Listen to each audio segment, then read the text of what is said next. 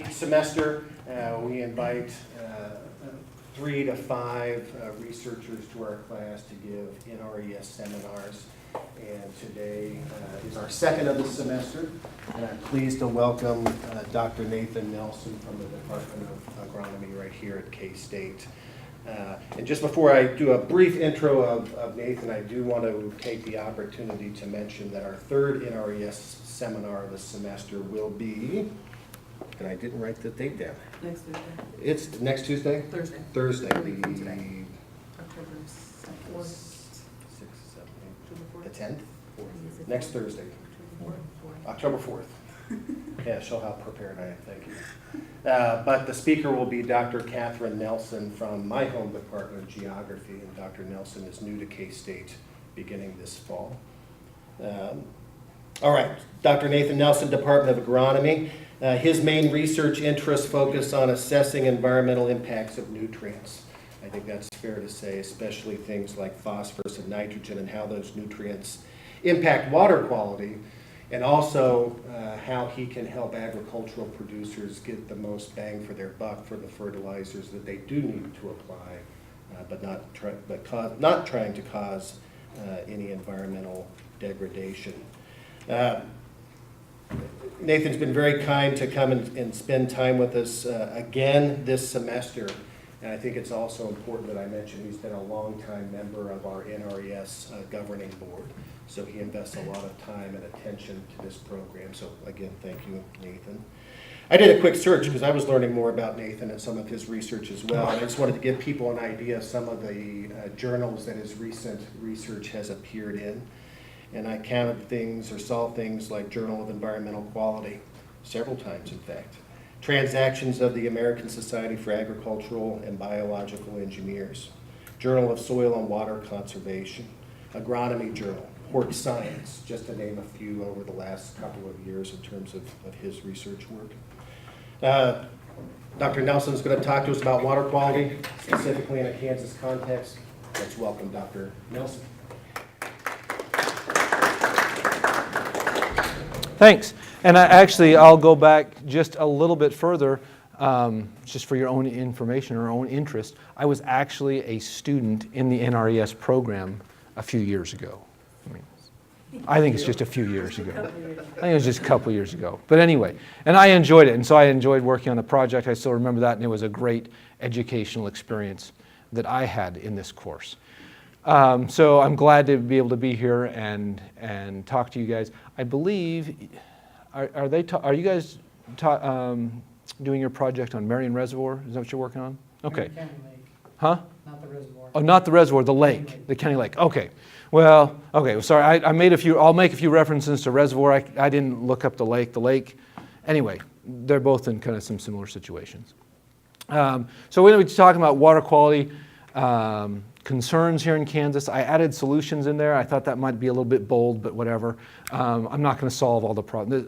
I will not be able to present solutions to all the water quality problems here in the state, but some ideas, and we'll talk about ways that we can maybe work towards solving them. So maybe that would be a better thing to do. There is ways to work towards solving these things. So just a quick review of some of these, and you probably are aware of these. You should be, and there are some of the things that you might be working on for your project. But here in the state of Kansas, sediment is a major water quality concern.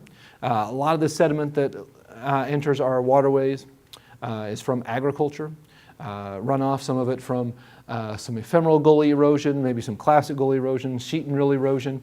That sediment, the main concern about the sediment in there, it's dirty and we hate seeing dirty water, but is really the storage capacity of our reservoirs. That's why the state is really concerned about it, because those reservoirs, we've built a lot of reservoirs throughout the state of Kansas. We've come to rely on those reservoirs as a source of water, and they're actually, we've got industry, we have cities, we have recreation, all sorts of things that rely on these water bodies, and we need that storage capacity. And they're filling up with sediment, and so that worries that creates worries. Actually, I'm going to point out a few of these here on the top end. So this is the percent of storage capacity that has been filled up with sediment, and you see some of the ones at the top of this list: Tuttle Creek, right close by, right? It's got a lot of sediment. It's got a lot of capacity, but a lot of that is filled with sediment. Not far down that is John Redmond Reservoir. John Redmond Reservoir is very important because a lot of the water capacity or the storage capacity from that reservoir is used to cool or as a water source for the cooling process for Wolf Creek Nuclear Power Plant, right? So we've got a very big industry, and then our lives, the power that you guys are using in your lives relies upon a good supply of water in John Redmond. And because that was filling up with sediment, created a lot of headaches, a lot of worries here in the state, and actually just a few years ago, they removed 3 million cubic yards of sediment from that reservoir to the tune of about $20 million. Okay, it wasn't cheap. Comes out to be about $6 2/3 per cubic yard. That's about the average, a little bit higher if you look at like average removal rates were between 6 and 650, up there a little bit above that per cubic yard of sediment, but pretty expensive. They estimate that if they were going to try and remove the sediment from Tuttle Creek Reservoir, it would cost about $1.8 billion to take all that sediment and restore that reservoir to its original capacity. So this can be pretty expensive, right? If we're relying on this water we've now built up societies to rely on this water, and we need to protect it. The second water quality concern that I'm going to talk about are nutrients. And there are some others. We could talk about heavy metals, we could talk about bacteria and things like that. I'm going to focus on these two. I feel that they're kind of at the top of the list if we look at ubiquitous water quality concerns throughout the state, and actually some pretty pressing issues. So the other one would be nutrients. Nitrogen and phosphorus are the two primary nutrients that impact water quality. Okay. Unlike sediment, so here I've got, actually this is a tile drain. This is actually in Ohio. We don't have a whole lot of tile drains around here. And here's some water running off of a field we're doing research on. And you can look at this and it looks pretty clean, right? If you look at water running off of a field and you look at the sediment, you can see sediment and you're like, oh gosh, I'm losing a lot of soil. Here, you can't see the nutrients in this water, right? It comes off looking quite clean, okay? But there's still nutrients that are carried in that, and those nutrients can cause water quality concerns. Those that are most prominent here in the state would be the harmful algal blooms that we see in our reservoirs. And this is something that you'd be working on with Marion Lake, right? One of the things that they might complain about are some harmful algal blooms there. The algae grow, and I think it's important to recognize that we add phosphorus. Phosphorus is one of the kind of the main nutrients that would be promoting these algal blooms here in Kansas in our fresh waters. We add phosphorus as fertilizers to our crops. It helps us grow higher crops, feed a growing population in the world. Pretty important there. Without phosphorus, we'd have a pretty tough go at feeding the world. Phosphorus is actually the first manufactured fertilizer was for phosphorus back in the 1800s. And for the longest time, that was the nutrient that was really driving the beginning of the Green Revolution. Then it really kicked in. They started running out of nitrogen. That came to the next limiting nutrient. And then now nitrogen is taken off as our leading fertilizer. But those are our two leading fertilizers. Phosphorus, long history there that we have to have that for maintaining our agricultural production. When that gets into the water, it does the same thing it does in our fields, promotes growth, right? That's why we add it to our field, to get more growth. You put it in water, you get more growth. So we shouldn't be too surprised, but that growth in the water causes problems, and mainly harmful algal blooms. Some of these algal blooms that I have pictured here aren't necessarily harmful, but they are simply, I think this one is down in Cheney Reservoir. Wasn't really a harmful algal bloom, but yet it caused a lot of taste and odor issues, and the city of Wichita takes 70% of their drinking water out of Cheney Reservoir, right? Pretty tough to clean. I don't know if you can see that real well with the light, but pretty tough to clean the taste and odor from algae out of water. So if we look at the harmful algal blooms here in the state, since about 2010, when they started monitoring this, we have 68 lakes and reservoirs in 39 counties throughout the state, and it really goes from east to west, north to south borders, all across the state. We have water bodies that are impacted by harmful algal blooms. and it hits headlines here. We've got warnings issued for multiple reservoirs, lakes, because of harmful algal blooms. And that hits headlines. Locally here, we see it again. Pretty much every year we see headlines coming out. But then also, there are a few kind of high-profile cases that hit national headlines. And those national headlines, although they don't have a local impact here, what it does do is it drives regulation, it drives public perception, it drives a lot of things. And so back in 2014, Lake Erie had a really large harmful algal bloom that shut down the water supply for the city of Toledo. And I think they had 400,000 people without water for 3 days. It might have been like 2.5, I'm not for sure. But they were without water for a while. When a big city goes without water, that hits headlines and people start looking at legislation and looking at other things. So here locally we have seen the effects of algal blooms have decreased recreation fees collected at Milford Reservoir. So there tend to be a decline in recreation. I've talked to people. It's kind of interesting. You start talking to people that are here in the area and you ask them where they go boating. Milford has historically been a preferred place to go boating. I grew up here in Manhattan, and friends that had boats and stuff, they all went to Milford because it was a cleaner reservoir. The dimensions of it and so forth make it so that the water's not quite as choppy. Tello Creek's real long, and a lot of wind blows down it. It's not as quite as enjoyable to go water skiing, things like that. So everybody has historically gone to Milford. Now you start talking to some of these people, and they're like, "Oh yeah, I don't go to Milford anymore. I stopped storing my boat over there. I've moved it to a different lake, whatever." Okay, and so that has an impact on this. The people that have come to depend upon that reservoir for tourism dollars, right, or recreation dollars. Water quality has also resulted in lawsuits. I'm going to just show you a few slides here. This was probably the first major water quality lawsuit that I was aware of, or at least the first one that dealt with nutrients, right? This was the state of Oklahoma sued the state of Arkansas, or the poultry producers in the state of Arkansas. And here's the headline, because of phosphorus and algae blooms that were killing fish and foul odors and things like that. So the standard things that we're talking about, that's what they were. So there's a big lawsuit down there. It took them quite a few years to settle that. A few years later, this is in 2014, Des Moines, there was a lawsuit where the waterworks in Des Moines sued a bunch of producers because there was nitrogen in the water. A few years back, this is 2016, I think, there's a Missouri group that sued the EPA because of nutrient levels in lakes. Okay, these are not too far away from Kansas, and actually if you look back in 2010, we didn't have a lawsuit here in Kansas, but the way it works, if you're going to sue the EPA, you have to give them notice. This is just the way things work. And so back in 2010, the Friends of the Caw filed an official notice that they had an intent to sue the EPA here in Kansas over nutrient levels in our waters. This intent to sue never materialized into an actual lawsuit, so we're glad for that. But just to let you know that these things are, we do end up with lawsuits. We hate to see that, and that's what we'd really like to stop, right? If we can keep clean water, then we can avoid these types of issues.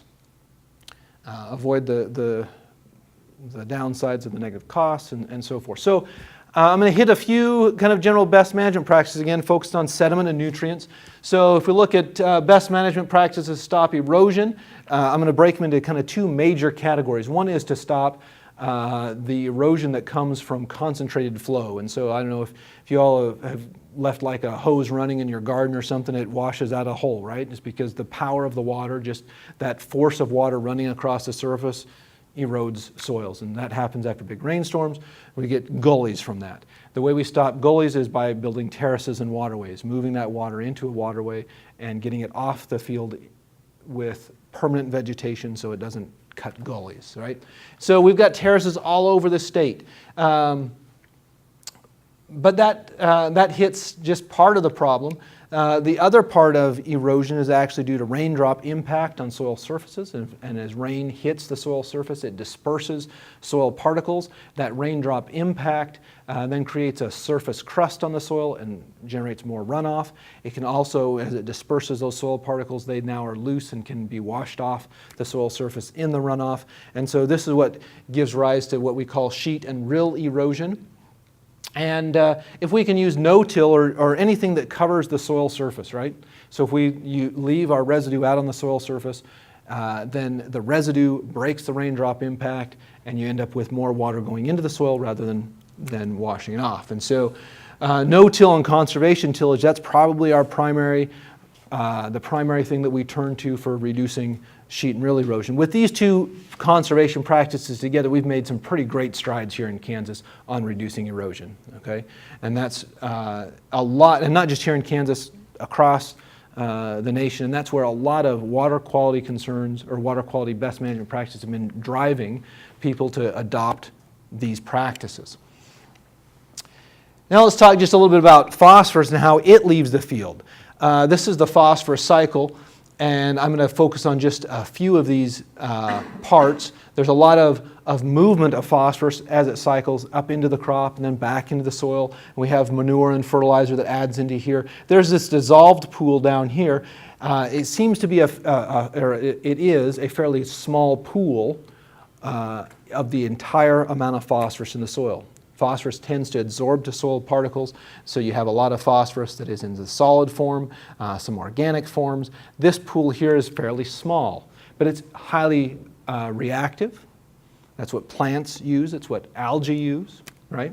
That's what drives the cycle, really, drives the growth and biological cycles here. And so they rely on this pool here to grow. When you lose phosphorus in runoff, typically a large portion of that has been particulate phosphorus attached to soil, because that's where most of the phosphorus in the soil is, right?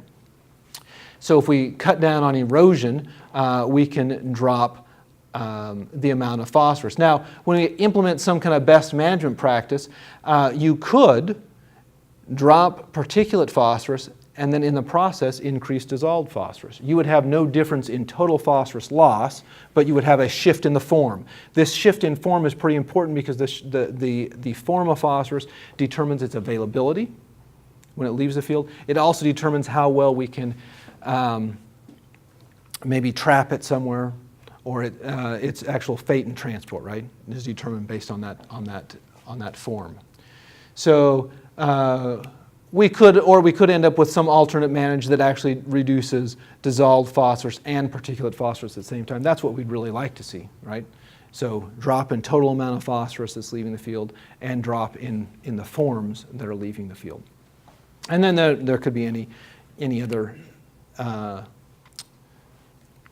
of possible outcome there in the combination of dissolved and particulate phosphorus. But that form is pretty important. So now let me talk about the transport process.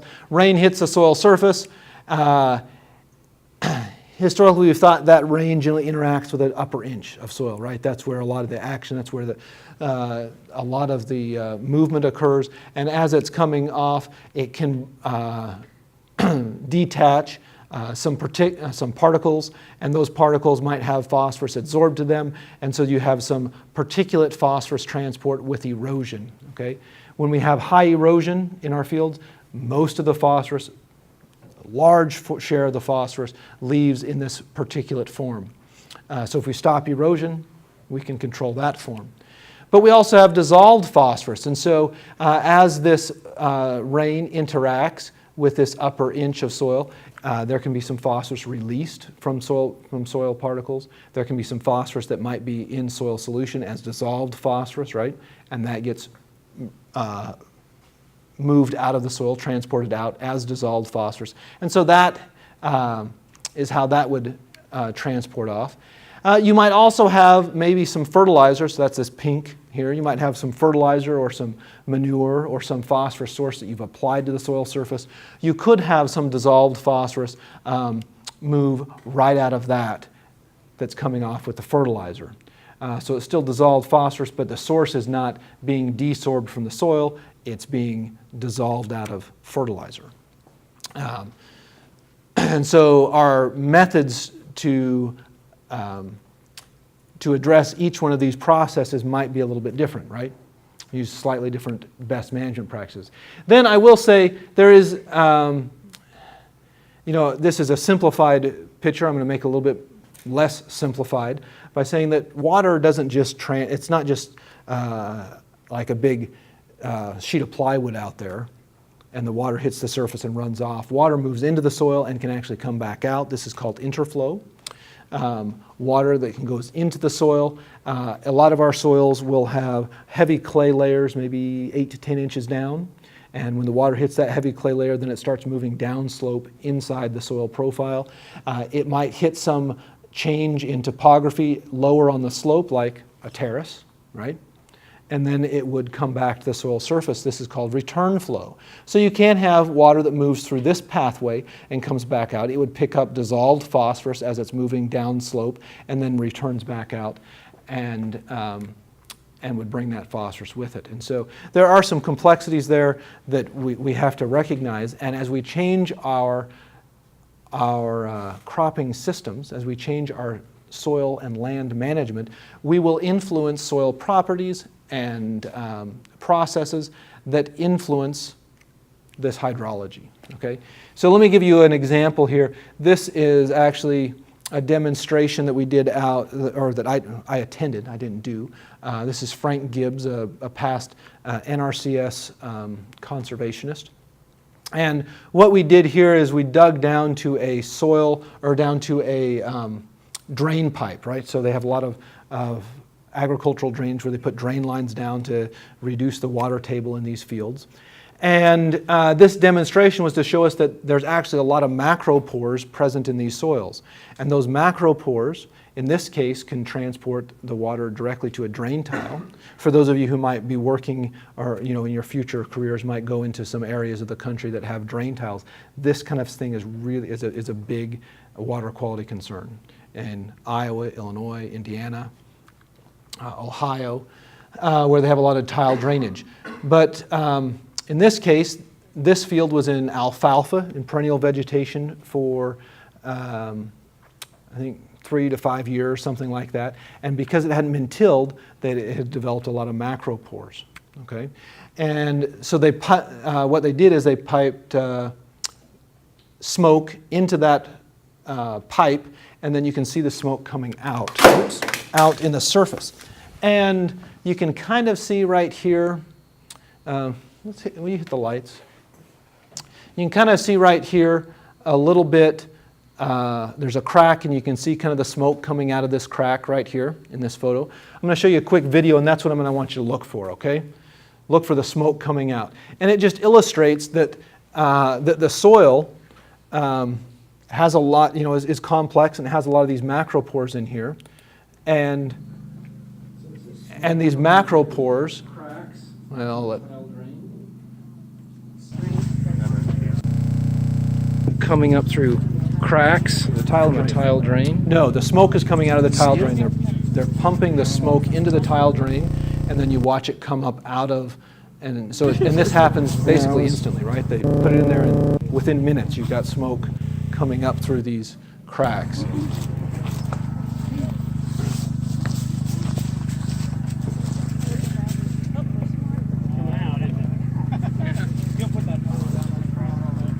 So you can see that smoke coming up. Basically you've got a direct conduit there, right? In this case, between the soil and the tile drain. Now we don't have a whole lot of tile drains here in Kansas, but still, if we impact the soil structure, we get more macropores. We can get soil or water that flows into the soil, but then can also flow through this interflow pathway, come back and return flow somewhere lower on the soil profile. It's going to influence hydrology, right? Through a complex series of processes. So now let's just look at, let's look at some data now. So these next several slides, there are going to be some data that's collected over lots of different studies. So we try and aggregate data from many, many different studies and draw some general conclusions. These histograms show basically the average, in this case, the average sediment loss or the range of sediment loss measured off of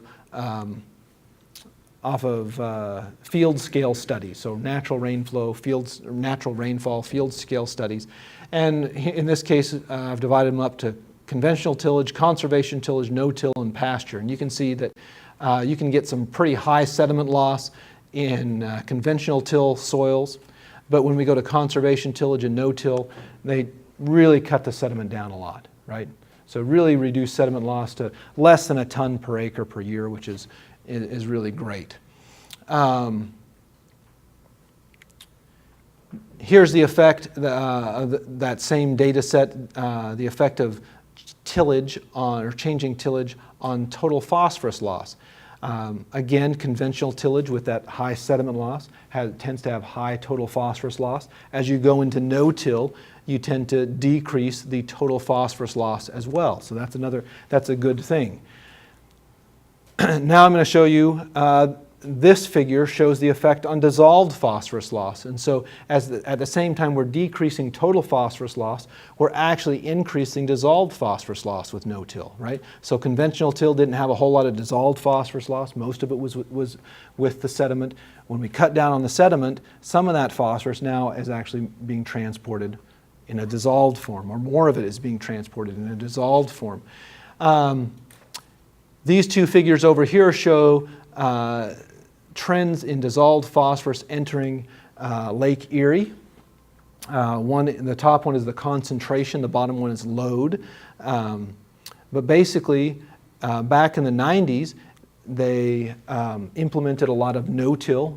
Between the 80s and 90s, they were really encouraging no-till to try and cut down on phosphorus loss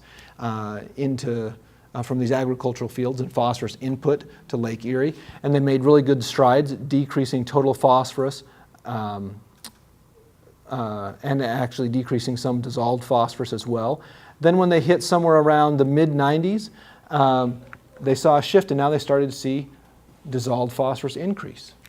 And actually some of that dissolved phosphorus decrease was due to actually point sources. They really clamped down on point sources and shut down and decreased a lot of dissolved phosphorus that were coming from like wastewater treatment plants, things like that. So that they had this decrease, and then somewhere in the mid-90s, all of a sudden it started increasing. That increase is attributed to widespread adoption of no-till. I said, well, they've taken care of it in all their point sources, and now this increase is due to adoption of no-till. Here's an article that was studied or that was published last year. It's a meta-analysis where, again, they take a whole bunch of data, put it all together, and try and make some conclusion across many, many studies. And the way they do this is these bars basically show the average effect, in this case of no-till, on total phosphorus loss, right? And first they break it out as total phosphorus. The average effect of no-till is to drop total phosphorus by about 40%. The average, or maybe 30% or something. Particulate phosphorus, it dropped that by maybe about 40%. But if you look at dissolved phosphorus, it increased that by about 40%, right? 30 to 40%. So across many studies, we see an increase in dissolved phosphorus. This one is concentration, this one is load. They show the same thing, that we're shifting the form of phosphorus. The reason is because when you go into no-till, you end up stratifying the phosphorus in your soil. A lot of the residue that stays on the soil surface, the plant takes up phosphorus from below the soil and then drops it on the soil surface in residue. This is the phosphorus concentration in the surface 6 inches of soils that were under no-till for 20 years, right? And so we had no-till wheat and reduced till. The no-till are the solid lines, and you can see that 5 inches deep, the phosphorus concentration is extremely low, but right there at the surface, the 0 to 1 inch sample, or 0 to 2 inch sample, I think it was, we were almost 200, maybe 175 parts per million. That's pretty high. The agronomic optimum is somewhere around 20 to 30 parts per million, right? If you looked at the average in that soil, from the surface down to 6 inches, it'd probably be close to that optimum, maybe a little bit above, but not too much. Okay, but it's stratified, and so when all that phosphorus is very close to the soil surface, then the runoff interacts with that and moves it off the soil as dissolved phosphorus. Here's the effect of no-till on nitrogen leaching. Actually, no-till can increase the leaching, and so if we look at this one, it didn't change the concentration of nitrate in the leachate water very much, but what it did do is it shifted a lot of that water into the leaching category rather than the runoff. And this is because, you remember that video I just showed you, more macropores means we had more infiltration, better infiltration. That means more water moving through the profile.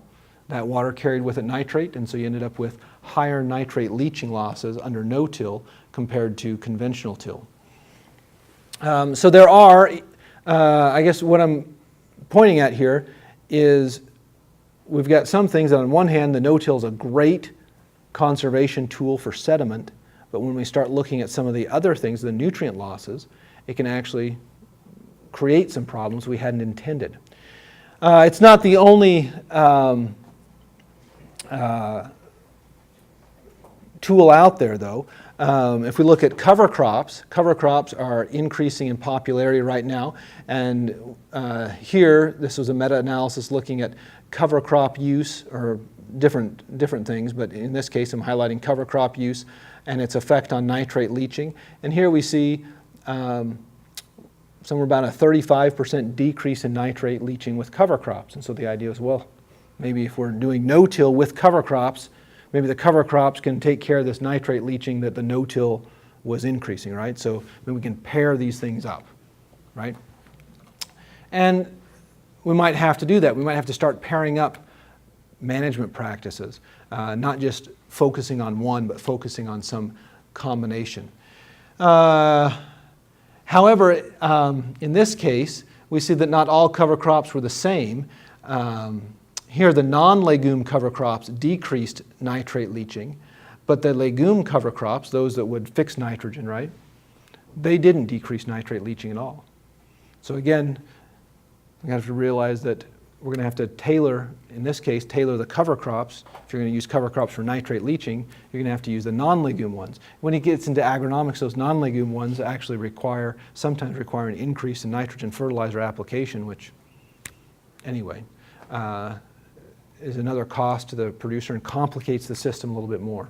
So cover crops are a pretty big topic right now in agriculture, a key conservation tool. And so a lot of people are focusing on using them as conservation tools, but we don't have a lot of data on how cover crops affect phosphorus runoff, particularly in no-till, okay? Because we're going to try and stack some of these best management practices. We're going to encourage no-till, encourage cover crops with that no-till. So now the question is, well, what is this cover crop use going to do for phosphorus loss? Our initial, and so the remainder of this presentation, see if I can do this in maybe 10 minutes. We'll see if I can do that. We'll leave some time for questions. I'm going to talk about some studies, some research data that we've collected to try and understand how cover crops impact water quality and nutrient loss, particularly phosphorus loss. Going into this, we thought, well, if we use a cover crop, that might reduce the amount of runoff that comes off the field because the cover crop's going to be using water. So there might be less water running off the field. If we get less water running off the field, that should reduce the load, the amount of phosphorus that's coming off the field as well. We can also maybe adjust the timing of phosphorus of runoff. Maybe if they're using a lot of water during those early spring months when it's pretty wet, we can reduce runoff then, and that might be a key time, particularly if we have fertilizer out there. And so we thought, well, maybe if we had broadcast fertilizer where we put the fertilizer right on the surface, right? Generally that would expose more of that fertilizer to losses. in runoff. Well, if we paired that up with cover crops, maybe the cover crops would counteract the higher likelihood of phosphorus loss from the fertilizer, right? So we could still broadcast our fertilizer. That's cheaper, faster. There are a lot of reasons why producers want to broadcast fertilizer. Say, well, we could broadcast our fertilizer and the cover crops will mitigate the increased risk from broadcasting fertilizer. So we set this up. This is out at Ashland Bottoms. This is a big field. Here's a truck. This is the field that has parallel terraces. And then we divided this up into 18 experimental units.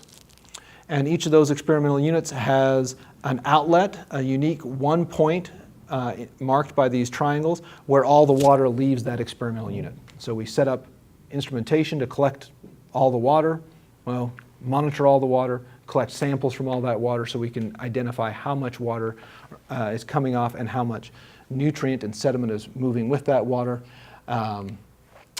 Here's a picture of the field from the center. Well, there's a waterway going up the center here, right? So looking up that waterway, you can see the outlets where we have our equipment and we monitor our water loss, and you can see some of the cover crops and some of the non-cover crop plots. Our treatments are basically no phosphorus, phosphorus applied in the fall is broadcast, or phosphorus applied in the spring below the soil surface. If we put it below the soil surface, we say, well, it should have less likely. When we put it below the soil surface, it's not going to interact with the water that runs off the soil. So we protect it from loss by putting it below the soil surface. And then we have those 3 phosphorus treatments, either with or without a cover crop. It's a randomized complete block design.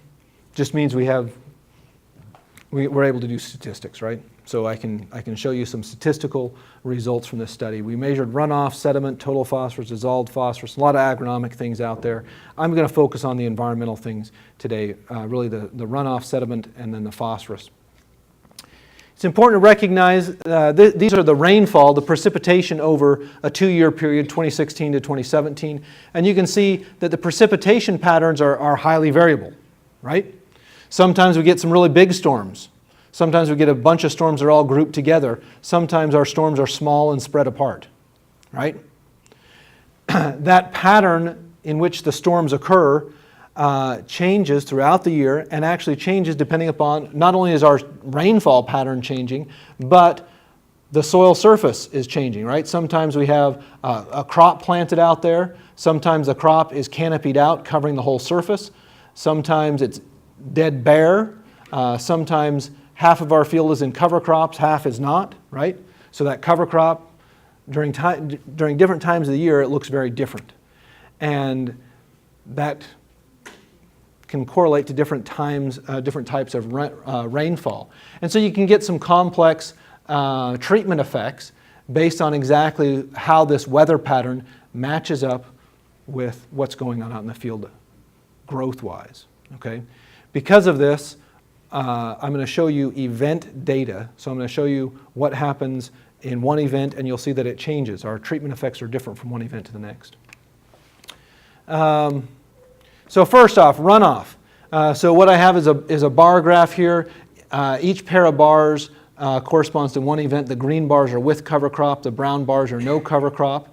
Asterisks indicate significant difference. And like for this first event, you say, oh, wow, this is the very first event of our study. And we say, look, this is great. Was it? No, it wasn't. First event of that year. Anyway, we say, look, cover crops reduce runoff. This is great, right? That's what we thought going into it. But then we start looking, and that happened again here. There was a tendency for cover crops to reduce runoff. Oh, wait. There, runoff. That was peak runoff. Here. So here we see reduction in total runoff, but then we see some where we increase runoff. Sometimes significantly. Sometimes we're reducing runoff. Sometimes we're increasing runoff. So, because of this change in soil properties, if the cover crop is live and growing, we tended to decrease runoff. However, after we kill the cover crop, it shades the soil surface, the soil stays wetter. And then when the rains come, rain on wet soil means more runoff, okay? So sometimes you had more runoff, sometimes less runoff. One thing we did have, though, is the peak runoff tended to decrease more consistently, only once out of the entire time, down here. did the peak runoff where is it? Here, right here, right here. Peak runoff increased with the cover crop. All the other times, peak runoff decreased. The runoff duration, though, increased. So your peak runoff, the runoff, it has less power, so there's not as much water coming off the field at any given time, but it comes off over a lot longer period. Runoff duration increased. So we're changing the way the runoff comes off the field. Here's a good example. Here are two hydrographs. This is the flow rate coming off of two plots that are right next to each other for an event. You can see the cover crop, lower peak runoff, the peak happens later, and the runoff is over a much longer period of time, right? Those two hydrographs actually have the exact same amount of water coming off of them, right? It's just a different pattern where the water leaves. So no difference in the total amount of runoff, but a difference in the way the runoff comes off. Because you have less erosive force, we have less erosion.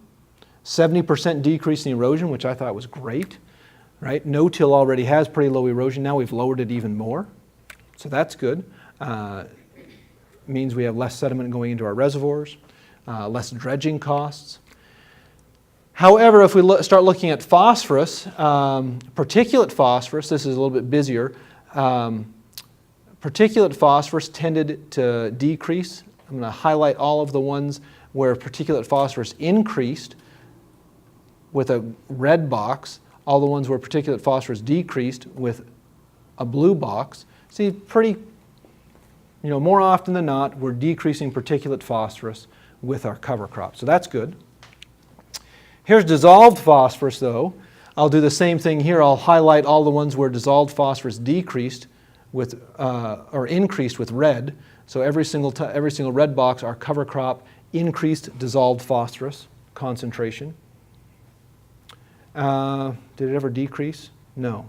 Never once did it decrease. Our cover crop doesn't ever decrease dissolved phosphorus concentration. It always increases it. So it's shifting the form, right? Total phosphorus. If we look at total phosphorus, it's kind of variable. One event you might, a few events you might actually increase total phosphorus load, and then a few events we decrease total phosphorus load. If we add it all up this is concentration. If we add it all up over the whole period of the experiment, no effect on total phosphorus. So all we've done is shift the form, right?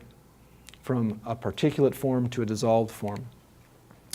What that tells us is that cover crops are not a silver bullet, right? They're really good at sediment, reducing sediment loss. They're really good at maybe changing the way runoff comes off the field, but they're not going to reduce our phosphorus. We need to use other things here. This shows the effect of our fertilizer management on phosphorus loss, the control in gray, the fall broadcast in orange bars, and the spring injected in blue bars. And we see that during most of the year, we have higher dissolved phosphorus concentrations from the fall broadcast, where we put the fertilizer on the soil surface. After we plant, we actually, in some cases, we end up with some pretty high dissolved phosphorus from that spring injected. That could be due to some of this interflow, right, that we're talking about. Water comes down, hits that fertilizer band, and then comes out somewhere else. So this is right after fertilizer application. We did see a spike in dissolved phosphorus concentration, but it's fairly short-lived, and then it comes back down. And after that, then there's really no difference between fall broadcast and spring injected, right? That happened again the next year, right? Higher concentrations in the fall, and then after we applied our spring fertilizer, the dissolved phosphorus concentrations are about the same. So what this tells us is that by reducing these fall and early, the dissolved phosphorus concentration in the fall and early spring runoff events, we reduce overall load. Okay, this doesn't show load. You'll have to take my word for it. When you multiply that by the runoff, our load changes. If we look at total phosphorus, the total phosphorus follows about the same pattern. Really, changing fertilizer management really focuses in on that dissolved phosphorus loss, not the total. And then reducing the dissolved phosphorus, by reducing the dissolved phosphorus loads or concentrations, we reduce total phosphorus concentrations as well. This is just soil test data. I'm going to skip past that. In the end, what we're looking at here is cover crops do a really good job of reducing runoff intensity, decrease our sediment and particulate phosphorus. They are increasing dissolved phosphorus. So we're going to have to look at using other best management practices to change dissolved phosphorus. And fertilizer management is probably the best one that we have right now, is trying to subsurface place that fertilizer. Tends to be more expensive for the producer, so somewhere somebody's got to pay for this. So with that, we've got just a few minutes left for questions. And if you don't have questions for me, I do have questions for you, but I'll let you ask questions first. Yes? A couple of questions. On one of your earlier slides, you showed conservation tillage. We've done no-till and then traditional, conventional tillage on our farm. What do you mean? How do you define conservation tillage?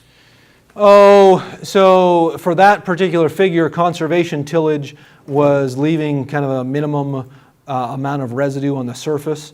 I can't remember what NRCS minimums are, a minimum of like 30% or 40% cover. There's kind of an official definition that NRCS uses, and I can't remember exactly what that is, but that's what we use for conservation tillage. No-till. Some of the debris, leaving some of the Yeah, so there might be some tillage. There might be some tillage using tillage operations that leave a lot of the residue on the soil surface. Don't totally invert the soil, so like moldboard plowing would, put nothing on the soil surface, right?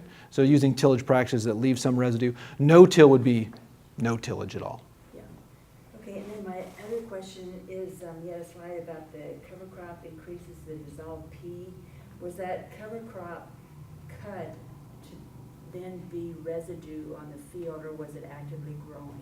So the cover crop, during periods of time, the cover crop was actively growing. And I can go back to the slide. We can look at the dates there, and I can tell you for each date, where it would be. So here you go. So this is in April. Our cover crop would be actively growing.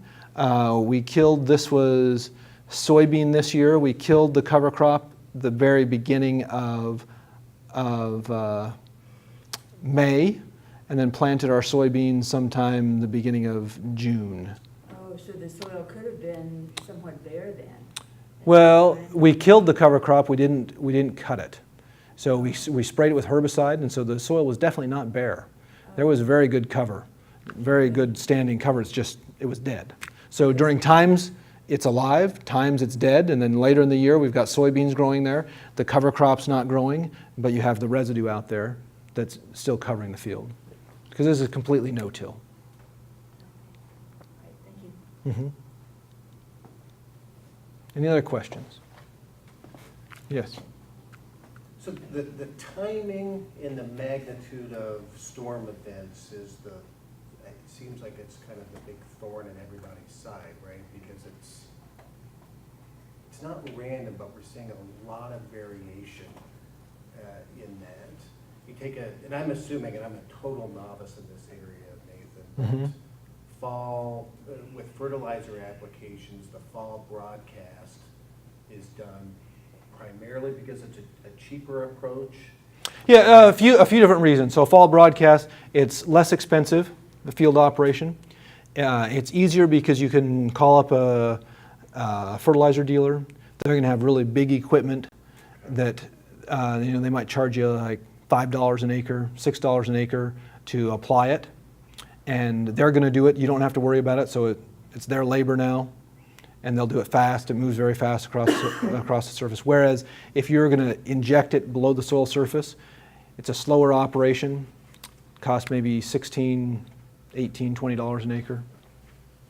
So what's the importance of the timing there in your experiment? You had spring and January. Oh yeah. Fall. So why? Yeah. So we if you're going to broadcast, fall is going to be the best time to do it. So a lot of the studies have compared spring broadcast to spring injected, but in some ways that's not a fair comparison because Spring broadcast is like, that's the worst time to do it because you're going to have a big rainstorm just right around the corner. Okay. Whereas if we do it in the fall, and when I say fall, I'm doing late fall, like December, November, December, and we have low probability of runoff from November all the way through like March. And then our probability of runoff increases in March, April, May, June is where we have a lot of our more intensive runoff, really April and May. Yeah, that's helped, because that brings me back to the rainfall events. And I think about, like the last couple of years where actually peak monthly rainfall has been late summer, early fall. Yeah. And this year's no different, but if you're talking fall, like really. So what we do is we intentionally choose this after we hit, in the fall we do see some increased probability of runoff. So August, September, and October. There's some big rainfall events that come through, and during that time of the year our crops stop growing, and so, anyway, you can get some big runoff then. But it is possible, right? I mean, you've got a good knowledge of precipitation in your area, and you're making all the right decisions, and all of a sudden you're hit with an unexpected, high-intensity, short-duration rainfall event at exactly the wrong moment. Yep. Based off of the management practices. We had runoff in December that year. We had a 2-inch rain in December and runoff. Right. That's not often, but it did happen after we had applied fertilizer. It's probably about time. So that means I don't get to ask you your questions, but I will just say one. I'll ask the question. You can think about it tonight. So a lot of the water quality issues that we're seeing here in the state are in these reservoirs, right? And that's where our water supply is. We've created all these reservoirs. And I guess I'll ask you, what was there before the reservoir? Or why was there not a lake there? Why was there not a lake in Tuttle Creek, where Tuttle Creek is or where Milford is? Think about geology and whatever. Why wasn't there a lake there? Well, because any hole that had been there, or any depression, filled in with sediment and made this really nice floodplain, right? And you have a river running through it, right? That's why we don't have lakes. We don't have natural lakes here in Kansas, because our geology would have filled that in with sediment, and then we have rivers that keep on going, right? That's or it's not just geology, but the climate, everything, all the soil forming factors create floodplain soils here in Kansas, right? And so if that's what has been happening here, should we expect anything different when we put a reservoir in? Maybe it's wrong of us to expect these reservoirs to be anything other than some big swamp after so many years, right? So, however, since the reservoirs were built like 40 or 50 years ago, we've come to depend upon them. Our cities have, and our society has, and so and our power plants have, and so how do we manage that, right? This is kind of a bigger picture, and that you guys can think about as you're dealing with, that Marion Reservoir, or that Marion Lake. That's probably not a natural lake. Probably got a dam on it, right? That Marion Lake that you're dealing with. Well, why? Why wasn't there a lake there before? What kind of, should we expect if we put a lake there that it's going to be perfect? I don't know. Are we asking too much of these lakes? Or can we change our management so that we can maybe we can manage these lakes so that we can have the best of both worlds? I don't know. Yes? We also manage things in our urban environment. 150 years ago, we didn't have all this pavement, all the buildings to disturb the native prairie. Yeah. We would have managed these issues naturally. So, but there's some porous pavement systems that could help that. Yeah. There's some things in urban environments, definitely, that affect, particularly really localized flooding. Localized issues really can be impacted by urban development. Anyway, so I'll let you think about that. Let's thank Dr. Nelson. Thank you very much. Thanks.